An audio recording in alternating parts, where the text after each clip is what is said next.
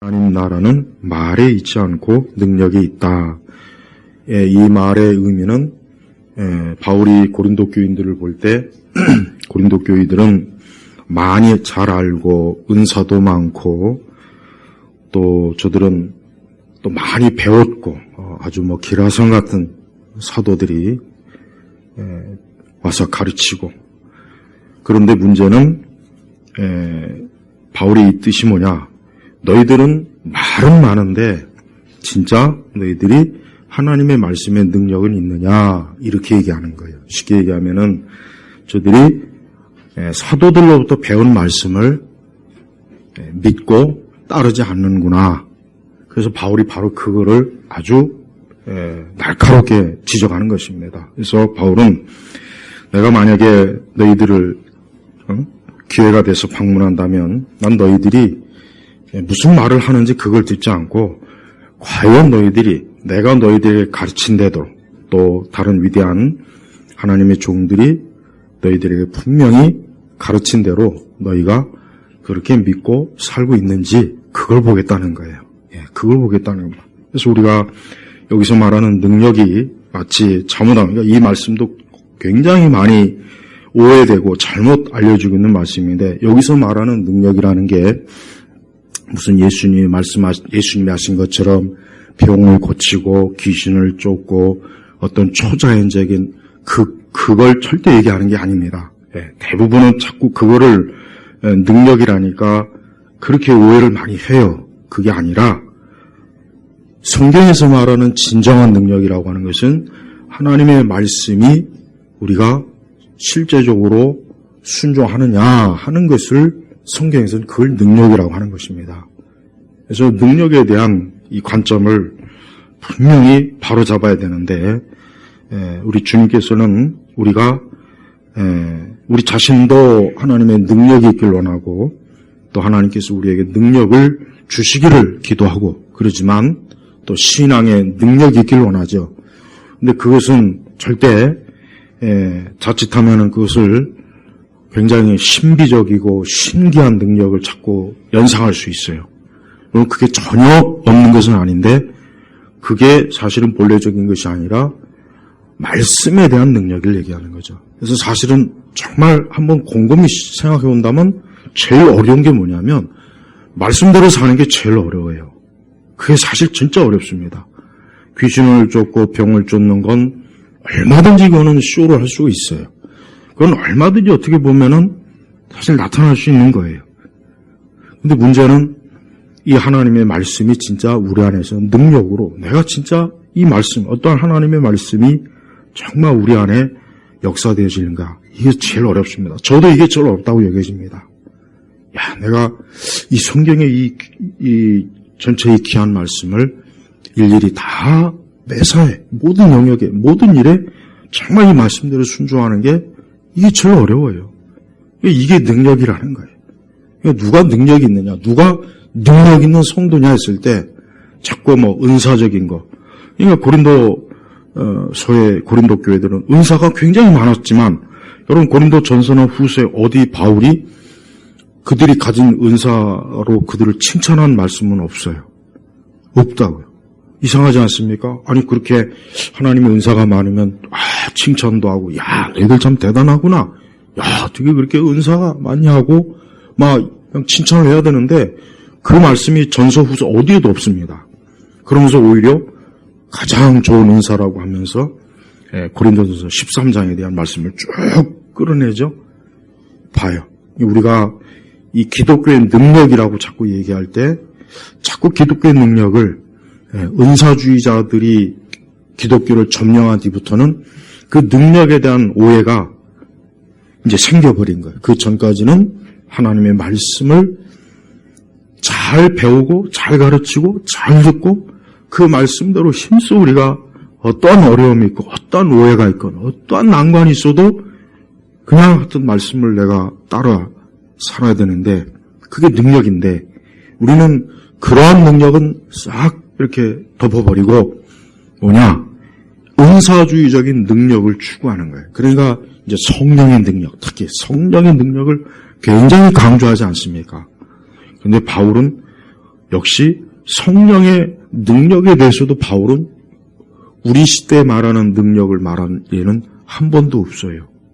예, 그러니까 바울은 오히려 고린도전서 13장에 오히려 너희가 사랑이 없으면 산을 옮기고 너희가 자기 몸 불태울지라도 아무것도 아닐 정도라고 그렇게 얘기할 정도로 바울은 우리 시대에 그렇게 관심이 많은 그 능력에 대해서는 바울은 관심이 없어요. 자기 자신도 하나님의 능력이 많은 사람이에요. 삼층정도 보고 오죠. 귀신도 쫓죠. 병도 고치죠. 바울이 그런 능력을 자기가 자랑하거나 그런 능력을 막 내세우려도 역시 그것도 없어요. 그러니까 바울은 그리스도의 십자가를 강조하고 그리스도 예수 안에 있는 걸 강조했고 또 바울은 바로 그리스도 안에서 우리가 새 사람이 되었다. 그래서 우리는 새로운 사람이다. 그래서 우리가 새로운 인생, 삶을 우리가 살게 되었다. 이걸 강조했습니다. 바울서신 전체는 이걸 강조했어요. 바울서신 전체. 근데 그러고 보면 결국은 우리는 하나님께서 바울에게 주신 계시의 말씀을 엄청나게 오해를 많이 좀 하고 있는 거예요. 굉장히 오해를 많이 하고 있고 바울이 정말 관심을 두는 거기에는 교회가 조금도 관심을 두지 않는 겁니다. 그래서 바울이 하나님 나라는 말에 있지 않고 능력에 있다. 그래서 19절에 주께서 허락하시면 내가 너희에게 속히 가서 그 교만해진 자들의 말이 아니라 그 능력을 알아볼 것이다. 여기서 이 교만한 자들은 누굴 얘기하느냐? 고린도 교회를 분열시키는 자들이에요. 나는 아볼로 편이다. 나는 바울 편이다. 나는 예수 그리스도의 편이다. 나는 누구누 편이다 해가지고 그러면서 이제 또 그 교회 기둥 같은 사도들을 또 무시하는 우리는 그들이 또 필요 없다는 동 이런 사람들이 이 말쟁이들이 또 고린도 교회에 굉장히 많은 거예요. 그러니까 바울이 그래 내가 너에게 가면 내가 그 사람들이 뭘 말하는지가 아니라 그들이 진짜 예수 그리스도의 말씀대로 사도들이 가르친 대로 살고 있는지 내가 그걸 보겠다. 그 뜻이에요. 얼마나 이게 참 두려운 말씀이지 않습니까? 그러면서 21절에 너희는 무엇을 원하느냐? 이게 뭘 원하느냐? 내를 가지고 너에게 가는 것이 좋겠느냐? 아니면 사랑과 온유한 마음을 가지고 가는 것이 좋겠느냐? 그렇습니다. 바울은 14절에 말씀한 것처럼 뭐라 그랬습니까? 바울이 이와 같은 서신을 띄운 것은 너희들을 모욕을 주기 위해서, 너희들을 창피하게 하고, 너희들을 비방하거나 그러기 위해서가 아니라 뭡니까? 나의 사랑하는 자녀들에게 하듯 훈계. 그러니까 그리스도의 선한 좋으신 말씀대로 훈계하려고 합니다. 그러면서 15절에는 더 바울이 고린도 교인들에 대해서 얼마나 애정이 많은 아버지와 같은 심정으로 뭡니까? 그리스도 안에서 너희에게 10,000명의 가정교사가 있더라도 아버지는 많지 않으니 내가 그리스도 예수님 안에서 복음으로 너희를 낳았다 그랬습니다. 그러니까 바울은 그 고린도 교인들에게 자기가 아버지와 같은 그냥 단순한 가정교사는 돈을 주고받고 하면서 가르치는 거예요. 그러니까 가정교사는 뭡니까? 가정교사는 이익이 있으니까 가정교사를 하는 거죠. 그러나 아버지가 언제 자식한테 돈 받고 가르칩니까? 그런 아버지가 세상에 어디 있어요? 없어요. 그러니까 아버지는 자녀들을 위해서 희생을 하고 자녀들을 위해서 모든 걸 쏟아붓고 아버지라는 존재는 그런 거거든요. 바로 그거예요. 그러니까 바울은 진심으로 고린도 교인들을 걱정한 거예요. 염려한 거예요. 저들이 정말 그리스도의 말씀대로 교회 분당을 짓지 않고 교만하지 않고 또 사도들의 가르침을 잘 받아서 교회를 잘 세워나가기를 바울은 원하는데 근데 바울이 이 고린도 교회에 자꾸 안 좋은 말이 지금 들리니까 안 좋은 말. 교회 안에 파당이 있다, 분당이 있다, 파벌이 있다. 교회가 자꾸 서로 싸운다, 서로 비방한다, 욕한다. 이런 말들이 자꾸 들어오니까 지금 고린도 교회가 이게 안 되겠구나. 저들이 많이 배우고 은사도 많고 아주 특출난 그 정말 신약교회 그 사도들이 세운 교회들 중에 아주 특출난 대단한 교회지만 그러나 열매는 없었던 거예요. 열매가 없었던 거예요. 그러니까 우리는 이 부분에 있어서 우리는 오늘 이 말씀이 바로 우리에게도 그대로 적용하는 것입니다. 하나님께서는 우리를 하나님의 자녀로 세우셨어요. 그러니까 우리 그리스도인들은 노예의 마음을 가지고 하나님 앞에 나오면 안 돼요. 노예의 마음. 내가 뭘 잘하고 못하고 하니까 하나님께서 그런 마음이 아니라 자녀의 마음을 가지고 나와야 돼요. 자녀. 하나님은 나의 아버지다. 하나님께서 나를 사랑하신다. 하나님께서 나를 돌보시고 또 때때로 내가 잘못하면 징계하신다. 책망하신다. 또 하나님께서 우리를 매사에 세심하게 우리가 하나님의 앞에서 바른 신앙을 가지도록 훈계하시는 분이다. 훈계. 그래서 14절에 보면은 나의 사랑하는 자녀들이 하듯 훈계하려는 것이다. 저들은 훈계 받아야 될 필요가 있는 거예요. 훈계를 받지 않으면 안 돼요. 온풍기가 너무 더우니까 좀 이렇게 살짝 온도를 좀 낮춰봐요. 확 꺼도 돼요. 꺼도 되고. 예. 훈계. 오늘 현대 기독교가 사라진 게 뭐냐? 이 훈계가 사라져요. 훈계가 사라진 교회, 훈계가 사라진 기독교는 사실 그 교회는 오래 못 갑니다. 그 교회는 기독교의 진리에서 반드시 패배해요. 무너지게 돼 있어요. 그래서 성경은 우리가 보면 알겠지만 성경은 하나님의 훈계로 가득해요. 구약 성경을 보십시오. 얼마나 가득합니까? 구약 성경은 거의 전체가 다 그냥 선지서는 다 하나님의 훈계. 선지서는 뭐 처음부터 끝까지 선지자들을 통해서 하나님이 자기 백성들에 대한 책망이 굉장히 많습니다. 그래서 제가 수요일날 그랬잖아요. 그 선지서 설교는 잘 안 해요. 선지서 설교는 하기가 부담스러워. 맨날 처음부터 끝까지 훈계니까 이게 맨날 그냥 혼만 내는 거예요. 그냥 교회에서. 이게 부담스러워. 하기가 진짜 어려워요. 그러니까 중간중간에 뭐 이렇게 뽑아서 하지 처음부터 끝까지 하기가 참 어렵습니다. 왜냐, 그걸 훈계를 끝까지 잘 들을 수 있는 교인들이 없는 거예요. 훈계를 끝까지 잘 들을 수 있는 교인들. 훈계를 막 2년, 3년 동안 들을 수 있는 교인들이 없는 거예요. 하나님의 복을 받으라는 소리야 뭐 1000년, 만년 들을 수 있지만 맨날 회개하라. 너 그러면 망한다. 너 멸망한다. 너 저주받는다. 너 그러다가 재앙을 당한다. 이런 이제 말을 진짜 뭐 2년, 3년 동안 주구장창 들으면 그거 어떻게 하겠어요, 이거. 이 훈계가 이게 지금은 사라졌어요. 하나님은 훈계하시는 분이에요, 훈계. 성도들은 하나님의 훈계를 잘 들어야 됩니다. 훈계를 잘 듣는 성도가 좋은 성도예요. 훈계를 잘 듣는 성도, 그걸 또 잘 받아들이는 신자가 좋은 신자가 되고 열매를 맺는 거예요. 그래서 하나님이 훈계하시는 자는 하나님이 사랑하기 때문에 사생하는 훈계를 안 하잖아요. 사생하는 훈계를 안 해요.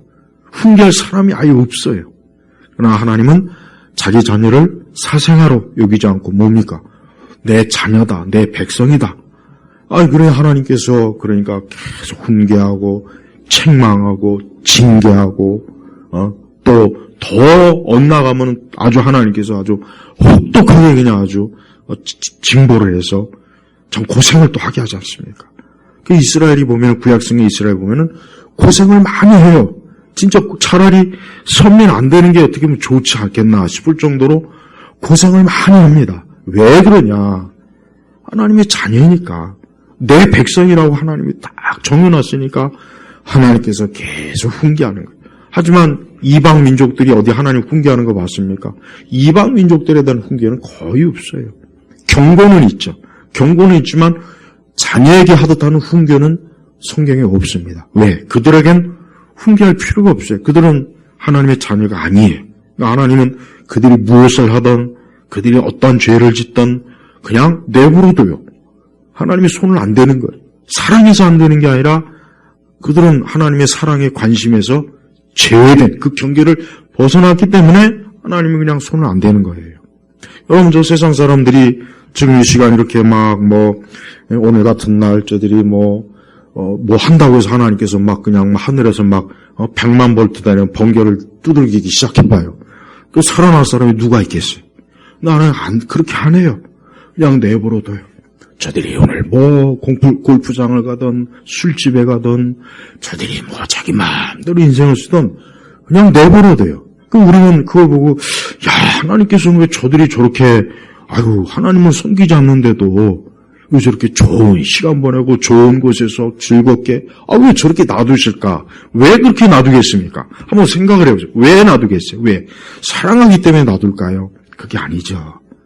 저들이 저렇게 계속 놔두는 건 하나님이 저들을 더 이상 버린 거예요. 유기. 그냥 버린 거예요. 버린 거. 이게 무서운 겁니다. 이게 하나님이 버린 게 무서운 거예요. 그래서 성도들은 우리가 하나님 앞에 잘못했을 때 우리가 하나님의 훈계를 받고 징계를 받고 징벌을 받는 걸 기뻐해야 돼요. 오히려. 하나님은 날 이렇게 사랑하시는구나. 내가 이렇게 조금만 잘못하니까 또 벌써 하나님이 이렇게 금방 매를 치시는구나. 이게 얼마나 좋습니까? 그러니까 훈계에 대한 그런 생각을 가지고 있으면은 오히려 훈계하는 걸 기뻐할 텐데 지금은 훈계를 듣기 싫어합니다. 훈계를 듣기 싫어요. 예. 옛날 또 옛날 얘기지만 옛날 목사님들은 맨날 교회 가면 그냥 아주 주구장창 책망만 했잖아. 주야 왜 기도를 그렇게 안 하느냐, 주의 성수를 그따위로 해가지고 무슨 복을 받겠느냐. 하여튼 교회만 가면 그냥 맨날 혼나고만 와요. 혼나. 근데 그게 사실은 잘못된 게 아니에요. 왜냐? 그게 결국은 어긋나지 않게 하는 거예요. 어긋나지 않게. 어긋나는 길로 가지 않으면 그게 얼마나 축복입니까? 근데 그런 훈계를 안 하면은 이래도 되나 보다. 이래도 되나 보다. 이렇게 해도 별일 없나 보다. 그런 생각이 자연히 들 거 아닙니까? 그러면 점점 더 어긋나는 거예요. 점점 더. 하나님이 우리를 훈계하는 것은 분명히 바울도 얘기했습니다. 나의 사랑하는 자녀들에게 하듯 나의 사랑하는 자녀들에게 하듯 훈계하라는 것이다. 그래서 바울은 21절에 사랑과 온유한 마음을 가지고 가는 것이 좋겠느냐. 바울의 마음이 바로 이거예요. 저들 사랑과 온유의 마음으로 저들이 미워서도 아니고 저들이 저들이 그냥 꼴 보기 싫어서도 아니고 뭡니까? 너무 아끼는 거예요. 자기보다 더 바울 자기 자신과 자기 생명과 자기 목숨보다 더 바울은 고린도 교인들을 사랑하는 거예요. 그래서 그들이 조금이라도 그리스도의 교훈에서 벗어나면 바울은 견디지 못하는 거예요. 왜? 그러면 안 되니까. 그럼 그들에게 있어서 좋은 게 아니니까 하나님은 이 고린도 교인들에게 사실은 뭐니까 이렇게 큰 책망을 해가면서 너희가 내 말을 잘 들어라. 순종해라. 내가 너에게 이미 전한 훈계를 그거를 듣기 싫어하지 말고 그 훈계를 잘 받아들이라. 이게. 그게 내가 원하는 것이다. 바울이 지금 진심 어린 말로 얘기하는 거. 그러면서 바울은 자기는 뭡니까? 내가 그리스도 예수님 안에서 복음으로 너희를 낳았다 그랬어요. 복음으로 낳았다. 이게 굉장히 표현이 참 얼마나 참 기가 막힌 표현입니까? 그냥 내가 너희들에게 복음을 전했다, 가르쳤다, 내가 너희를 그리스도께로 이끌었다 이렇게 얘기하지 않고 낳았다. 낳았다. 여기 우리 아이를 출산하신 우리 여성도님들은 더 잘할 거예요. 바울이 이렇게까지 고린도 교인들을 어떻게 해요? 그 어떤 것보다 귀하게 여기는 복음으로 낳았다라고 할 정도면은 바울은 어때요? 그리스도를 복음으로 저들을 어때요? 새 생명으로 낳게 할 정도로 바울은 지극정성으로 저들을 가르치고 훈계하고 교훈하고 인도한 거예요. 그렇게 온 정성을 다 쏟아서 저들을 하나님의 사람으로 주의 자녀로 자기가 이끌었다는 겁니다. 얼마나 바울의 마음이 굉장한 거예요. 굉장한 거예요. 바울의 마음은 고린도 교인들이 조금이라도 주님에게서 벗어나는 것에 대해서 엄청난 고통을 바울이 지금 느끼고 있는 걸 여기서 단적으로 보여주는 겁니다. 그래서 16절에 그러나 내가 너에게 권하니 너희는 나를 본받는 자들이 되어라. 굉장히 또 이 바울이 말 한 구절 한 구절 보면 참 우리가 깊이 생각해야 돼요. 나를 본받는 자들이 되어라. 바울이 이 말이 표현이 의미가 뭐 있습니까? 나를 숭배하라. 그 뜻이 아니죠. 본받는 자들이 되라는 건 뭐냐면 바울이 그리스도를 섬기는 것을 고린도 교인들도 동일하게 그걸 본받으라. 바울이 예수 그리스도를 사랑하고 섬기는 내 이와 같은 믿음을 너희도 본받으라. 본받으라. 그러니까 바울은 사실은 뭡니까? 고린도 교인들이 예수 그리스도를 잘 섬기는 일에 너희가 힘써라. 그 뜻이에요. 그러니까 바울이 이렇게까지 얘기할 정도면 바울은 어때요? 얼마나 그가 그리스도를 사랑하기 위해 힘썼습니까? 그리스도의 복음을 위해서 많은 수고를 했죠. 많은 고생을 했죠. 저들은 그 일 때문에 욕도 많이 먹었죠. 비방도 받았죠. 감옥에도 갔죠. 매도 맞았죠. 굶주렸죠. 강도도 만났죠. 바울이 왜 그렇게 했겠냐? 예수님을 사랑하기 때문에 그런 거예요. 바로 그걸 본받으라. 너희도 좀 이렇게 주님을 사랑해라. 이렇게까지 모든 걸 다 나처럼 어떤 일이 있어도 희생하고 어떤 일이 있어도 감내할 정도로 좀 주님을 사랑해봐라. 그 뜻이에요. 아마 고린도 교인들은 이 말이 무슨 말인지 알 거예요. 이 말을 알 거예요. 고린도 교인들은 사실 바울이 얼마나 수고를 많이 하는지 알고 있어요. 전혀 모르진 않아요. 알고 있어요. 바울 사도가 얼마나 고생하고 얼마나 많이 눈물을 뿌리고 얼마나 많이 기도를 하고 얼마나 하나님의 교회를 세우기 위해서 가진 고생을 당하는지 알고 있습니다. 아니까 지금 이런 거. 아니까 본받으라고 한 거죠. 모르면은 이렇게 할 수가 없어요. 그러니까 우리 성도들은 오늘 바울처럼 주님을 섬기는 일에 우리가 본받아야 될 필요가 있어요. 그래야 됩니다. 그래서 17절에 이 일 때문에 내가 디모데를 너에게 보냈는데 그는 주님 안에서 나의 사랑하는 신실한 아들이다. 내가 각 저의 교회에서 가르친 대로 그리스도 예수님 안에서 살아가는 나의 생활 방식을 그가 너에게 생각나게 할 것이다. 그러니까 바울은 현재 이 디모데는 바울의 사실 제자지만 마치 바울이 믿음의 아들처럼 바울이 양육한 그런 참 제자예요. 그래서 이 바울은 신실한 아들이다. 그러니까 믿을만하다. 이 바울을 보내는 것은 마치 바울 자신이 가는 것과 똑같은 그런 상황, 그럴 정도로 어때요? 이 디모데가 그리스도의 말씀에 바울이 가르친 바에 신실한 거예요. 그래서 이 디모데가 너에게 가면은 내가 각처의 교회에서 각처 빌립보 교회, 고린도 교회, 갈라디아 교회 등등 각처 여러 그 당시의 교회에서 바울이 열심히 가르쳤죠. 근데 그 가르친 대로 그리스도 안에서 살아가는 나의 생활 방식을 그가 너에게 생각나게 할 것이다. 그러니까 바울이 예수 그리스도를 믿는 믿음이 어떻게 믿음 생활을 하는지 이 디모데가 그 고린도 교회에다가 가서 다시 한번 잘 가르치도록 다시 생각하도록 그렇게 하는 거예요. 그래서 바울은 이 고린도 교회 교인들이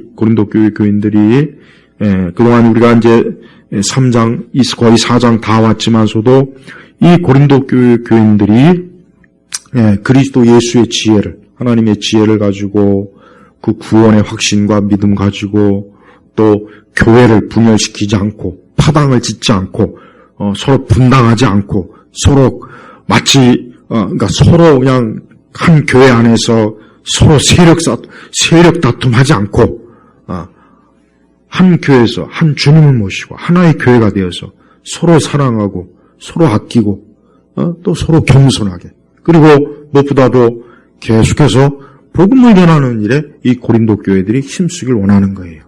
그러니까 바울은 고린도 교회가 쓸데없는 일로 시간 낭비, 쓸데없는 일로 이 교회가 엉뚱한 일로 낭비해서 정작 하나님의 기뻐하시는 복음을 전하고 주님을 섬기는 일에 정작 그 일에는 이 고린도 교회가 혹시라도 열매가 없을까 해서 지금 이렇게 아주 간곡하게 이 편지를 보내고 그리고 디모데를 자기가 지금 당장 가질 수 없는 상황이에요. 지금 당장 바울이 가지를 못하니까 바로 누굴 보내니까 디모데, 믿을 수 있는 자기의 제자, 아들 같은 제자.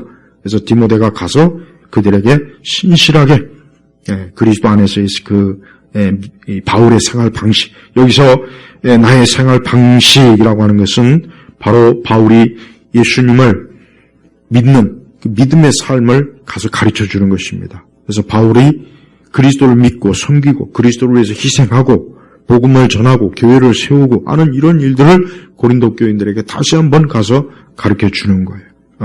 그래서 18절에 어떤 이들은 내가 너에게 가지 못할 것이라 생각하고 교만해졌으나, 그러니까 어떤 사람들은 아마 바울은 뭐 지금 못 올 거야. 여기는 못 올 거야.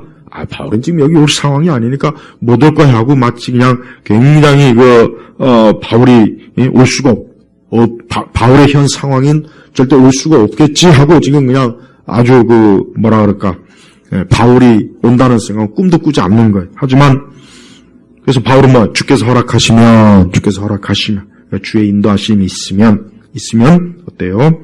내가 너에게 속히 가서 그 교만해진 자들의 말이 아니라 그 능력을 알아볼 것이다. 그러니까 바울이 굉장히 경고한 거예요.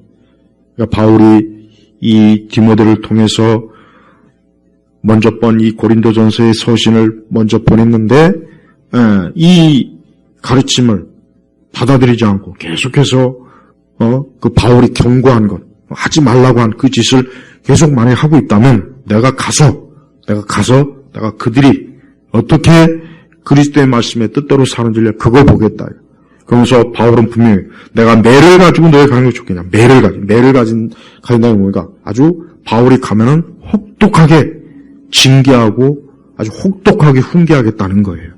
만약에 계속해서 바울의 경고를 듣지 않고 사도의 경고를 듣지 않고 하나님의 종의 경고를 듣지 않고 계속 악한 고집을 세우고 하나님의 뜻을 자꾸 어기고 교회를 파괴하고 교회를 혼란스럽게 하고 자꾸 교회를 그냥 어지럽히면은 만약에 계속 그러면 내가 매를 가지고 가겠다. 매를 아주 혹독하게 가서 너희들 가서 내가 직접 징계하겠다. 이거 무슨 말이야? 여기 이 말은 학자들의 해석은 파문, 교회에서 내쫓겠다 이거야. 교회에서 내쫓긴다는 건 뭡니까? 그것은 하나님 나라에서 내쫓긴다는 거예요. 파문. 그래서 파문. 옛날 중세시대 카노사의 구르기라는 게 있잖아요. 왕이 이 교황하고 대결했어요. 근데 결국 교황이 이겼어요. 3일 동안 내내 그 추운 눈밭에 그냥 왕이 무릎을 꿇고 그 파문을 좀 거둬달라고 옛날에. 그래서 결국은 이제 교황이 자비를 베풀어서 자기 딴에는 그래 알았다고. 옛날 중세시대는 이렇게 왕이 교황 앞에서 힘을 못 쓴 이유가 뭐냐면 교회권 때문에. 교회권. 왜? 교황의 말을 안 들은 거는 결국 뭡니까? 교황이 그리스도의 대리자라 그러거든요. 그러니 교황의 말을 안 듣는 건 그리스도의 말을 안 듣는 거예요. 그럼 어떻게 하냐? 교회, 권리, 파문. 아주 말 그대로 영적으로 그래서 내쫓는 거예요. 이걸 제일 무서워해요. 그래서 지금도 원칙적으로는 있어요. 교황의 가장 큰 이 권력이 뭐냐? 파문시키는 거예요. 파문. 교회에서 내쫓는 거예요. 그래서 이제 그 사람은 영원히 저주받은 마귀에게 속한 자로 된다고. 그래서 옛날 중세시대 사람들은 이 파문을 가장 무서워했어요. 왕도 무서워했는데 오죽하겠어요? 그만큼 자기가 그리스도의 이 대리자이기 때문에 자기가 그런 권리가 있다. 이제 로마 천주교는 지금도 그렇게 해요. 그래서 가장 또 무서운 거는 한 나라 전체가 다 그냥 파문을 시켜버리는 거예요. 프랑스나 영국. 그게 제일 무서워요. 그렇게 파문을 시키면은 미사를 안 해요. 아예 미사를 안 해버려요. 그 나라 전체는 그 성당이 미사 안 해버려요. 그러면 이제 그냥 난리가 나는 거예요. 우리가 이 교회로부터 버림을 받았구나. 옛날 그 중세시대 교황의 무기가 그거예요. 말 안 듣는 귀족 왕들이 있으면 너 파문시켜버리겠다고 위협을 하면 꼼짝 못합니다. 꼼짝. 이게 무섭다니까. 이게 사실은 요게 내가 매를 가지고 이거는 학자들의 말대로 파문, 교회에서 내쫓겠다는 거예요. 너희가 계속 그렇게 교회에서 그렇게 악독한 자로, 교만한 자로, 교회를 파괴시키는 자로 그렇게 너희가 하면은 내가 가서 너희들 파문시키겠다, 쫓아내겠다. 지금 이 뜻입니다. 이 매의 의미는 바로 그걸 얘기하는 거예요. 우리가 이 하나님 나라에서 쫓겨나는 게 제일 무서운 거죠. 그렇죠. 하나님께서는 그래서 바울은 아니면 사랑과 온유한 마음을 가지고 가는 게 좋겠느냐. 그러니까 바울의 본뜻이 뭡니까? 그들이 회개하고 그들이 다시 바울의 말을 잘 듣고 순종하고 그 강팍한 마음을 좀 누그러뜨리고 다시 어때요? 우리가 하나님의 교회에서 올바르지 못했구나, 바르지 못했구나, 내가 하나님의 교회에서 악한 고집을 세웠구나, 교회를 분열시켰구나, 교회를 자꾸 분파를 만들어서 서로 막 싸우게 했구나, 내가 이제 이런 짓을 하지 말아야 되겠구나 하고 그렇게 회개하라는 거예요. 진심으로 회개해서 이제 교회가 어때요? 평안하고 안정되고 질서 있게 하는 거예요. 바로 이겁니다. 하나님께서는 지금도 교회를 하나님이 다스려요. 하나님이 통치하십니다. 그래서 하나님은 자기 교회를 가장 귀하게, 그래서 교회를 해치는 것을 하나님이 제일 싫어합니다. 주님이 제일 싫어하는 게 뭐냐? 교회를 해치는 걸 제일 싫어하는 거예요. 이걸 분명히 알아야 돼요. 하나님께서 가장 무서운 심판은 주님의 몸된 교회, 이 교회를 해치는 것, 교회를 해롭게 하고 해치고 교회를 막 무질서하게 만들고, 그거는 진짜 말 그대로 쫓겨날 일이에요. 교회에서 쫓겨날 일입니다. 그 일을 하지 말라. 그런 일을 하지 말라 이거예요. 그런 일을 하지 말라. 그래서 고린도 교회가 다시 이전처럼 바울이 처음에 가르칠 때죠. 바울이 처음에 복음을 가지고 가르칠 때처럼 저들이 순전한 믿음, 깨끗한 믿음, 겸손한 마음을 가지고 그렇게 교회를 섬기기를 원한다. 그게 이제 바울이 그거를 원한다고 지금 얘기하는 것입니다. 바울은 고린도 교회에 사실 여러 가지 문제들이 지금 한두 가지 문제가 아니지만 하나하나 차근차근히 지금 해결해 갑니다. 하나하나. 모든 걸 한꺼번에 다 하는 게 아니라 하나하나. 그래서 고린도전서 4장까지는 그 고린도 교회가 서로 분열하고 분파하고 서로 나눠져서 교회 안에서 서로 막 적대적인 거예요. 서로. 너는 누구 파, 나는 우리 파, 너와 나는 서로 파가 다르니까 우리는 교회 안에서도 인사도 안 하고 같이 차도 안 마시고 밥도 안 먹고 냉랭하고 무질서하고, 교회가 이게 잘못하다가 이제 그냥 큰일 나게 생겼어요. 그러니까 바울이 지금 고린도 교회 문제 첫 번째가 바로 이거예요. 5장으로 넘어가 이제 따로 문제가 나가고 4장까지는 바로 그 문제가 되는 거예요. 그래서 우리 성도들은 항상 성도들의 그 중요한 그 교회 섬기는 덕목 중에 하나가 뭐냐? 교회를 화평케 하는 겁니다. 이게 중요해요. 교회를 화평케 해야 돼요. 이게 제일 중요합니다. 교회를 분란이 일어나게 하고 싸우게 하고 다투게 하는 사람은 지금 바울이 말한 대로 그 사람은 바로 매를 맞아야 돼요. 매를 맞아야 될 사람이라고. 이게 매를 맞는 그런 일은 안 좋죠. 당연히 안 좋죠. 그러니까 교회를 화평케, 교회가 분열이 없고 싸우지 않고 다투고, 혹 그런 조짐이 보여도 그 즉시로 화평케 하는 거예요. 화평케 하는 거예요. 싸우지 고 다투지 말고 서로 분열하지 말아라. 그리스도 안에서 서로 하나 돼야 된다. 그리스도의 몸이 찢어지면 결국 누가 좋아하겠습니까? 세상이 좋아하죠. 세상이 좋아하는 거예요. 세상. 개신교의 그 난점이 이제 아까 좀 얘기해 보자면, 개신교는 너무 교파가 많아요. 교파가 너무 많고 이게 참 문제예요. 물론 이제 역사 속에서 내려오면서 성경 해석과 교리적인 차이 때문에 나눠지긴 했지만 물론 그런 면도 있지만, 그러나 또 그렇지 않고 어떤 교회 어떤 정치적인 그런 싸움, 다툼, 근데 이런 것도 사실은 있어요. 이런 것도 있긴 있어요. 교회 역사를 보면. 우리는 이 교회가 우리 사람들이, 그러니까 교회 역사를 보면은 우리가 알 수 있는 것은 결국 교회 구성원들이 어떻게 하느냐가 참 중요합니다. 아주 중요한 거예요. 교회 구성원들이 어떻게 하느냐가 굉장히 중요한 거예요. 교회 구성원들이 교회를 잘 섬기려고 하면 그 교회는 분명히 좋아져요. 그러나 교회에 있는 성도들, 구성원들이 교회를 자꾸 싸우고 다투게 만들려고 한다면은 한도 끝도 없이 교회는 어때요? 자꾸 싸우고 다투고, 결국은 이 복음이 안전해지. 복음이 다시 형성이 안 돼가지고 그 일은 아예 못하고 맨날 서로 싸우는데 서로 그냥 모든 걸 다 소비하는 거예요. 소모하는 거예요. 싸우는데. 고린도 교회가 바로 그거예요. 고린도 교회가 지금, 그 고린도 지역이 어떤 지역입니까? 고린도 지역이 큰 극심한 항구 지역이에요. 이 항구 지역은 원래 이렇게 우상도 심하고 미신도 많고 상태가 안 좋다고. 그럼 거기서 고린도 교회가 지금 해야 될 일이 뭐겠습니까? 하나님께로 받은 그 좋은 은사를 빨리 복음을 전해야죠. 그 지역에 빨리 그 하나님 믿지 않는 불신자들에게 복음을 전해서 빨리 교회로 끌어와야 되는데, 아니 그 일은 안 하고 자기들끼리 싸우고 있으니 거기서 무슨 복음이 전해지겠냐고요. 복음이 안 전해지죠. 안에서 싸우는데 바깥에 복음을 전할 여력이 어디 있겠어요. 그래서 마귀는 교회가 싸우게 만드는 거예요. 교회가 싸우게 만들어요. 진리 문제 갖고 싸우면 괜찮아요. 진리 문제 갖고 또 안 싸우죠, 지금은. 지금은 또 진리 문제 갖고는 아예 안 싸워야 해요. 아예. 진리 문제 갖고 싸우는 거를 내가 본 적이 없어요. 본 적이 없어요. 본 적이 없다고. 이게 그만큼 교회가 진리가 관심이 없는 거예요. 또 한편으로. 진리 문제 갖고 안 싸운다는 의미는 뭐냐? 교회가 하나님의 진리에 대해 관심이 없는 거예요. 관심이 없고 무지하니까 이런 거 가지고 굳이 싸울 일이 없어요. 우리 성도들은 그런 면도 잘 알아야 돼요. 교회가 또 마냥 평안한 것도 좋은 게 아니에요. 교회가 마냥 평안하면 안 돼요. 교회가 또 좋은 싸움은 있지. 뭐냐? 진리 문제 갖고는 좀 교회가 그 문제는 꼭 짚고 넘어가야 되는 거예요. 그러니까 우리가 이 바른 신앙과 진리를 가지고는 막 이걸 올바로 교회를 설교해야 돼. 마치 종교개혁자들이 가톨릭이 잘못되었다. 문제가 있다. 야, 저거 교회가 아니다. 저건 음료다. 저건 적그리스도다.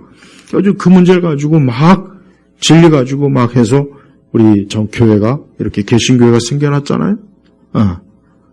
근데 그냥 만약에 그런 게 뭐 중요하냐. 우리가 교황의 그 통치 아래서 서로 사랑하고 서로 하나 되면 좋지. 무슨 개혁이고 나발이고 그게 중요하냐. 그랬다면은 오늘날 우리 개신교회는 아예 시작도 못했을 거예요.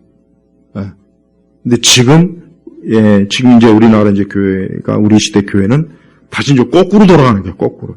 이제 교파가 중요하냐, 신학이 중요하냐, 교리가 중요하냐. 교회가 그냥 하나 되면 되지. 그냥 교회가 하나 돼서 서로 함께하고, 서로 교제하고, 서로 나누고, 장로교 목사가 순복음 가가지고 설교하고, 순복음 목사가 장로교 와서 설교하고, 그럼 정신 나간 지 또 좋다고 또 교인들이 박수치고, 옛날 1960년대인가 우리나라 개신교 목사가 명동성당에 가니까 명동성당에 있는 신자들이 다 일어나서 나가버렸어. 다 나가서. 뭐냐? 우리가 어떤 저런 개신교 목사의 설교를 듣고 있느냐? 저는 교황을 부정하고, 근데 지금은 안 그래요. 지금은 개신교 목회자가 명동성당 설교해도 그렇게 할 사람이 없어요. 왜냐? 왜 그렇습니까? 교회가 에큐메니칼 운동으로 이미 가톨릭과 굉장히 지금 사이가 좋아졌다. 그러니까 이제는 그렇게 하진 않아요. 그렇게 하진 않다. 이게 좋은 게 아니라 이게 나쁜 거예요. 이게 나쁜 거라고. 예를 들면 우리 개신교 강단에 사제가 와서 설교한다. 그럼 어떻게 됩니까, 여러분들은? 다 나가야죠. 거기 앉아갖고 좋다고 박수치고 잘 오셨다고 차나 한잔 마시고 가라고 그러면 안 되잖아요. 이게 우리가 종교라고 하는 거는 어쩔 수가 없어요. 자꾸 세상은 종교가 서로 화평하라, 서로 싸우지 마라 그러는데 안 됩니다. 기독교 우리 진리 입장에서는 할 수가 없어요. 그렇게 하면 그건 배도예요, 배교. 영적 음행이라고요. 아니 우리가 그리스도 예수를 믿는데 왜 우리가 저 그리스도 예수님을 부정하는 저런 집단이 어떻게 우리가 손을 잡고 있느냐. 이렇게 해야 이게 정상적인 반응이지. 그렇지 않겠어요? 근데 그걸 좋다고 서로. 근데 세상은 그걸 좋다고 해야죠. 세상은 좋다 그래. 그 세상은 막 이젠 천주교든 불교든 개신교든 서로 좀 하나 되자. 세상이 자꾸 분열하고 싸우는데 종교마저 자꾸 싸우면 어떻게 하냐. 그게 얼마나 설득력이 있습니까? 근데 그게 싫다 그러면 그게 그 싫다고 하는 그 사람이 종교적 근본지, 급진주의자가 된 그 사람 위험한 사람인데, 위험한. 저 사람들은, 저쪽은 위험하다. 쟤네들은 잘못하면은, 폭탄 몸에다 두르고 뛰쳐올 놈들이다, 저것들. 위험하게 보는 거야, 위험하게. 그러니까 지금 세대는 종교를 더 막 열심히 신앙생활 하면 위험한 사람. 저 사람 좀 위험해. 너무 막 교회에 많이 빠져 있는 사람이야. 막 기도회도 막 하고, 예배도 막, 저녁 예배도 가고, 오후 예배도 가고, 한 번만 가면 되는 예배를. 그러니까 지금은 분위기가 그래. 이게 종교적 근본주의가 혐오돼. 언제냐. 이 9.11 테러가 일어난 뒤부터 이 세상 사람들이 이 생각 중에, 종교에 너무 빠지면 저렇게 되는구나. 근데 그건 이슬람에 해당되는 거지. 왜 그걸 왜 기독교에다 되냐, 이거예요, 기독교. 기독교는 오히려 열심히 안 해서 문제가 되고 있어요, 사실은. 근데 그거를 기독교로 확장시키니까 기독교 안에도 너무 막 열심히, 복음, 그러면 위험하게 보는 거예요. 그런 거 중요한 거 아니니까 그냥 교회 오면은 잘 먹고 그저 종교인들이 열심히 하다가 빨리 가라. 괜히 너무 그렇게 열심히 하지 말아라. 이게 지금 분위기가 그렇게 돼 있어요. 근데 거기에 너무 많이 취하다 보니까 조금만 더 우리가 하나님의 진리에 대해서 강조하면 사람들이 벌써 벌써 교회를 다니는 사람들까지도 거부했고요. 그래서 옛날에 제가 언젠가 한번 오래전에 가톨릭 어떤 사제를 막 사정없이 욕을 막 바가지로 했더니 또 그걸 가지고 왜 이렇게 욕을 하냐고, 왜 서로 하나가 되지 않고, 왜 이렇게, 또 개신교 옆놈들이 또 이렇게 지랄을 하네. 또 난 진짜 어이가 없어. 아니, 가톨릭에서 욕을 하면 내가 충분히 이해. 이건 어떻게 개신교도들이 더 난리예요. 가톨릭이 교황이라고 하면은 가톨릭 교도들보다는 개신교도들이 더 난리 친다니까. 왜 어떻게 그런 험악한 말을 하느냐는 또. 지금은 그렇습니다, 분위기가. 지금 그렇다니까요. 그러니까 이런 상황에서 우리가 어떤 복음에 대해서, 진리에 대해서 날카롭게 명확하게 하면은 다 거부감. 그러니까 그런 거부감을 싫으니까, 그런 거부감의 반응이 역시 부담스럽고 싫으니까 너무 이렇게 너무 막 이렇게 하면 안 되겠구나. 나도 좀 유순하게, 나도 부드럽게, 그냥 좋은 게 좋은 거지. 이런 거 가지고 싸움도 안 되겠다. 논쟁도 하지 말고, 그냥 내 믿음, 너 믿음, 서로 각자 다 좋은 믿음. 이 분위기가 이래요. 이러면은 결국은 어때요? 교회가 무너지는 거예요. 그럼 교회가 다 가라앉는 거. 그럼 이게 영적으로 잘못되는 거라고요. 우리가 주님의 몸된 교회를 섬길 때 이런 진리를 그래서 우리 개신교의 역사는 이 진리 싸움으로 결국 생겨난 거예요, 교회가. 그걸 딱 보면, 역사를 보면은, 교회가 진리 싸움으로 개신교가 생겨났는데, 어떻게 교회가 진리 싸움을 안 할까? 왜 진리 싸움을 안 하고 왜 저렇게 서로, 하나가 되자. 자꾸 하나가 되자. 그게 완전히 그냥 뇌리 속에 싹 박혔어요. 목회자나 일반 신자들이나 확 박혀버렸다고요. 이런 마당에 좀 더 교리와 진리에 대해서 날카롭게 좀 얘기하면, 있는 그대로, 날카롭고 것도 아니에요. 원래 있는 그대로 얘기하는 것 가지고도 그거 아주 과격하다. 너무 배타적이다. 그건 너무 좀 심하다. 근본주의다. 이렇게 막 낙인을 찍어버리니까, 이러니까 이제 그런 게 부담스러우니까 이제 그런 걸 안 하는 거라고요. 안 하는 거예요. 그냥 부드럽고 유순하게, 그냥 좋은 것만 얘기해, 좋은 것. 특히 좋은 것만 자꾸 얘기해서 사람들에게 거부감이 줄 만한 것은 싹 그냥 제거버려. 결국은 그렇게 가면은 결국 예수님의 십자가도 거북하다. 예수님만이 구원자라고 하는 것도 좀 부담스럽다. 꼭 예수님만 믿어야 되겠냐. 여러 종교도 있고 여러 신도 있는데 꼭 왜 너희 종교만 그렇게 유난을 떠느냐. 그것도 잘 먹히잖아요, 지금. 그것도 잘 먹힌다고요, 지금. 그것도 잘 먹혀요. 굉장히 세상이 많이 변했습니다. 교회가 굉장히 많이 변했어요. 교회가 엄청나게 부드러워졌어요. 유순해졌어요. 결국 뭡니까? 하나님의 진리를 많이 희석시키고 진리의 날카로운 칼이 무뎌지고, 그래서 그냥 사람들이 좋아하는 그런 이 교회가 돼버린 거예요. 우리가 그러한 교회를 추구해서는 안 돼. 그러한 교회는 사람들은 그걸 교회라고 하겠지만, 기독교 신앙이라고 하겠지만 하나님은 인정하지 않아요. 주님은 내 교회라고 하지 않을 거라고요. 내 교회가 아니에요. 주님이 내 교회라고 하는 교회는 주님의 말씀에 굳건하게 서 있어야 돼요. 그렇지 않고 주님의 교훈에 벗어났는데 주께서 내 교회라고 할 리가 없지 않습니까? 그러니까 성도들은 그리스도의 교회의 이 진리, 명확함을 분명히 해야 돼요. 이게 우리의 생명이에요. 우리 영혼의 생명이 여기에 달린 거예요. 우리가 이것도 좋고 저것도 좋고 이 믿음 좋고 저 믿음 좋고 내가 좋다면 우리가 굳이 왜 신앙생활하려고 애를 쓰고 인내하고 수고하고 왜 그럽니까? 아니 그럴 필요가 뭐가 있겠어요. 그런 건 오히려 나쁜 거지. 만약에 진짜 그렇다면. 그렇진 않아요.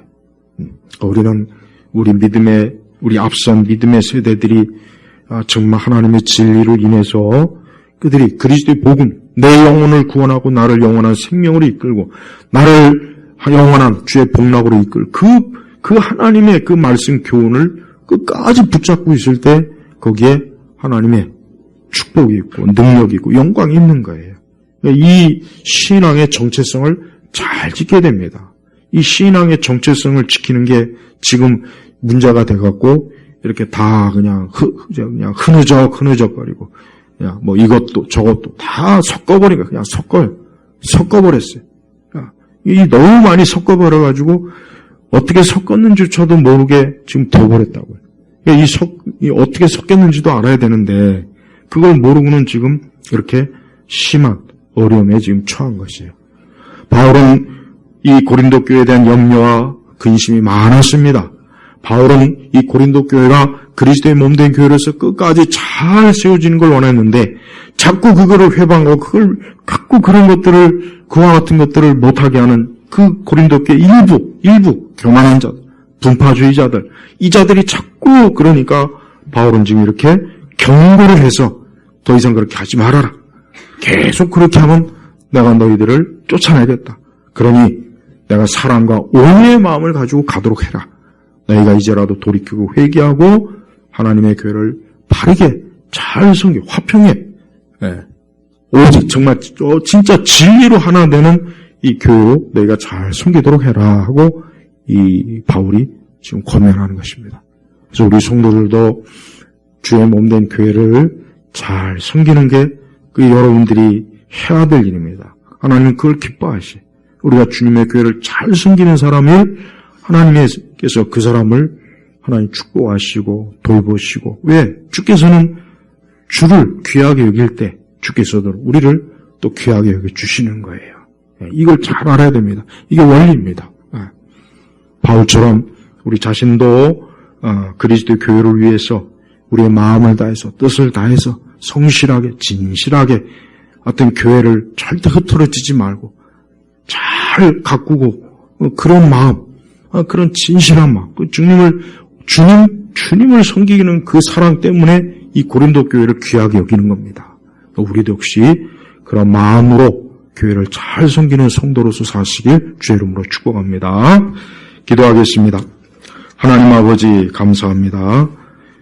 오늘도 이 말씀을 통해서 우리 주님께서 우리에게 사랑과 온유로 우리에게 훈계하시고 우리를 이끌어 주시고 우리가 하나님이 기뻐하시는 길로 항상 인도해 주옵소서.